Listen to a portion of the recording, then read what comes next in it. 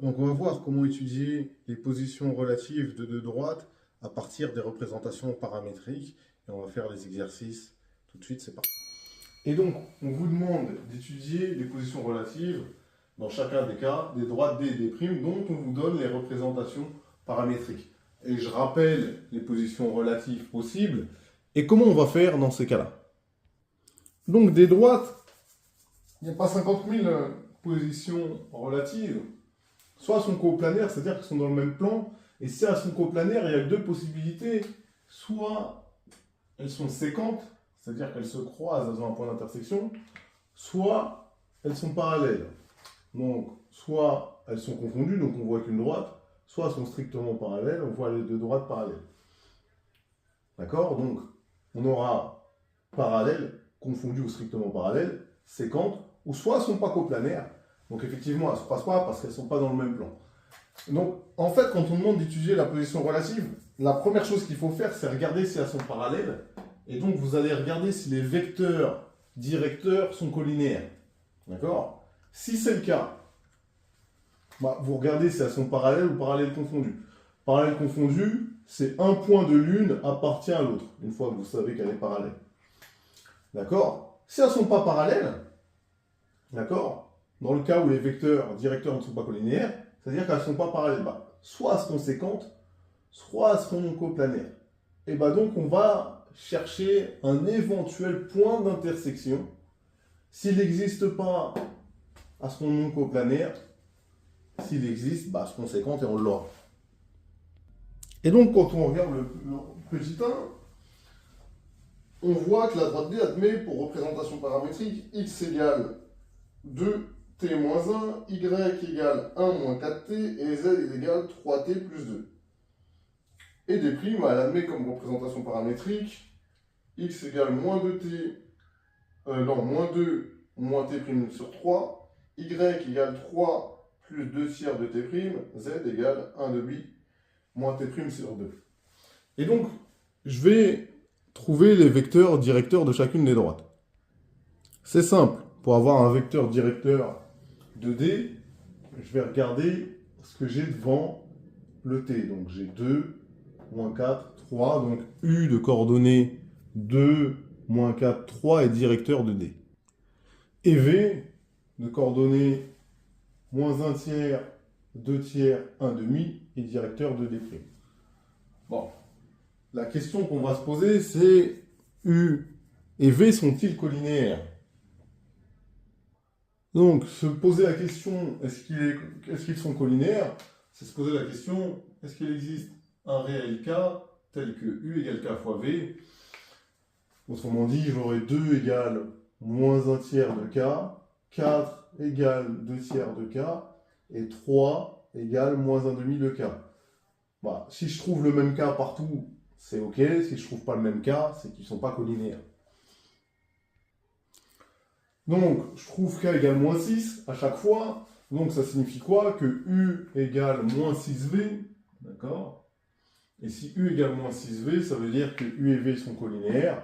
Donc, les droites D et D' sont parallèles. Maintenant, la deuxième question, c'est sont-elles strictement parallèles ou sont-elles parallèles confondues? Comment je vais faire? Ça va être très simple.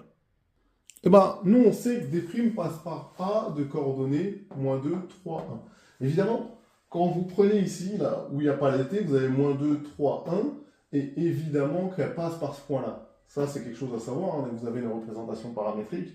Effectivement, ce point-là, c'est le point de paramètre 0, parce que lorsque vous prenez T égale 0, effectivement, on a ça. Maintenant, on va se poser la question, est-ce que ce point A appartient à D? Est-ce qu'il peut répondre à cette représentation paramétrique? Autrement dit, qu'est-ce que je vais faire? Je vais mettre les coordonnées de A ici et je vais essayer de résoudre le système. Donc, est-ce que j'ai moins 2 qui peut être égal à 2t moins 1, 3 égale 1 moins 4t et 1 demi égale 3t plus 2. Évidemment, si je trouve le même t, c'est OK. Si je ne trouve pas le même t, c'est pas OK. Donc, on va le faire tout de suite. Donc, ce sont seulement des équations en t. C'est assez simple à faire, c'est à votre niveau, au premier degré. Et du coup, on trouve t égale moins 1 demi à chaque fois. Ça veut dire que A appartient à D en étant le point de paramètre moins 1 demi. Mais du coup, comme on a deux droites parallèles et un point en commun, les droites sont confondues. Donc les droites D et D' sont confondues. On peut passer à la question 2. Donc, on a une droite D de représentation paramétrique x égale 2 plus t, y égale 4 plus 2t, z égale t. Et D' qui a pour représentation paramétrique x égale 1 moins t', y égale 2 plus 2t', z égale 1 plus t. Évidemment, t' paramètre réel et t paramètre réel. Et là, on va faire le même travail.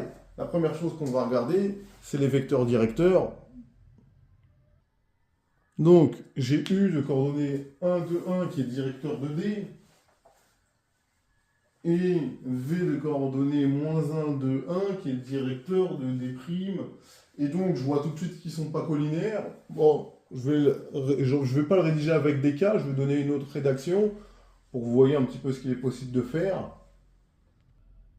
Et donc, je vais faire XU sur XV, ça me fait 1 sur moins 1, ça me donne moins 1. Après, je vais faire YU sur YV, ce qui me fait 2 sur 2, ça me fait 1. Donc, comme je n'ai pas le même résultat, les coordonnées de U et de V ne sont pas proportionnelles. Et comme les coordonnées de U et de V ne sont pas proportionnelles, les vecteurs U et V ne peuvent pas être collinaires. Et si ces vecteurs ne sont pas collinaires, les droites D et D' ne sont pas parallèles. Donc déjà, on sait qu'elles ne sont pas parallèles. Maintenant, on va regarder si elles sont séquentes ou coplanaires. Et donc, je vais me poser la question, est-ce qu'elles sont séquentes? Et du coup, je vais prendre la représentation paramétrique de l'une et celle de l'autre. Si j'ai un point de séquence, je vais trouver t et t' tel que j'ai cette égalité-là. Puisque mes points x, y, z, si j'ai un point qui appartient en deux droites, hein, le point d'intersection, il appartient en deux droites, il répond aux deux représentations paramétriques. On va essayer de résoudre ça. Et comment on fait pour résoudre ça? C'est assez simple. Bon, là, j'ai t qui est égal à 1 plus t', donc je vais remplacer t par 1 plus t' ici et ici, tout simplement. Donc évidemment, ça me donne ça. 2 plus 1 plus t' égale 1 moins t'. 4 plus 2 facteur de 1 plus t' égale 2 plus 2t'. Et t égale 1 plus t'. Bon, maintenant on va arranger tout ça. Évidemment, quand on va résoudre, ça nous fait 3 plus t' égale 1 moins t'. 6 plus 2t' égale 2 plus 2t', et t égale 1 plus t'. Bon, ici, ça me fait t' égale moins 1. Ensuite, regardez, j'ai 2t' et 2t', je peux les retirer de chaque côté, ça me fait 6 égale 2, c'est absurde. Donc le système n'a pas de solution, et après on s'en fout. T égale 0. À partir du moment où le système n'a pas de solution, ça veut dire que D et D' ne sont pas coplanaires. Et donc on va en faire une troisième. La troisième, elle est assez simple à gérer. Donc, on a une droite D de représentation paramétrique, x égale 1 plus 2t, y égale 2 moins 3t, z égale t avec t en paramètre réel, et D' avec x égale 3 plus 2t', y égale moins 1 plus t', et z égale 1 moins t' avec t' paramètre réel. De la même manière, qu'est-ce qu'on va faire? Bon, on va regarder évidemment les vecteurs directeurs de D et D', on va regarder s'ils sont collinaires ou non, et ensuite on va voir en fonction de ça ce qu'on fait derrière. Donc on regarde les vecteurs directeurs, donc j'ai U, 2, moins 3, 1 est directeur de D, et V de coordonnées 2, 1, moins 1 est directeur de D'. On va se poser la question, est-ce qu'ils sont collinaires? Évidemment non, hein, ça se voit. Cette fois-ci, je vais rédiger avec les cas comme tout à l'heure. Donc là, voilà, on va se poser la question, est-ce qu'il existe un réel cas tel que U égale K fois V? Autrement dit, j'ai 2 égale 2K, moins 3 égale K, et 1 égale moins K. Dans un premier cas, ça me fait K égale 1, K égale moins 3 et K égale moins 1. Donc c'est absurde, un K ne peut pas valoir 3 valeurs puisque c'est le même. Et donc U et V ne sont pas collinéaires, donc D et D' ne sont pas parallèles. Et donc on va regarder si elles sont séquentes ou non coplanaires, tout simplement. Donc évidemment, on va considérer T et T' de réel. Et on va résoudre 1 plus 2t égale 3 plus 2t', 2 moins 3t égale moins 1 plus t', et t égale 1 moins t'. Bon, je vais utiliser la dernière ligne et remplacer t par 1 moins t'. Donc là, j'ai juste remplacé t par 1 moins t' dans la seconde ligne et la première ligne. Et ensuite, on va aller un peu plus loin. Et du coup, si on poursuit, évidemment, ça me fait 3 moins 2t' égale 3 plus 2t', moins 1 plus 3t' égale moins 1 plus t', et t égale 1 moins t'. Du coup, assez simplement, ça me fait 4t' égale 0. 2t' égale 0 et t égale 1 moins t'. Ça veut dire que t' égale 0, t' égale 0, t égale 1. Et donc, oui, elles sont séquentes et je vais donner le point d'intersection. Comment je donne le point d'intersection? Regardez. Donc, comment on va faire? Je réécris les représentations paramétriques de d et de d' pour que vous compreniez. Soit je vais remplacer t par 1 dans cette représentation paramétrique. Et évidemment, qu'est-ce que ça va vous donner?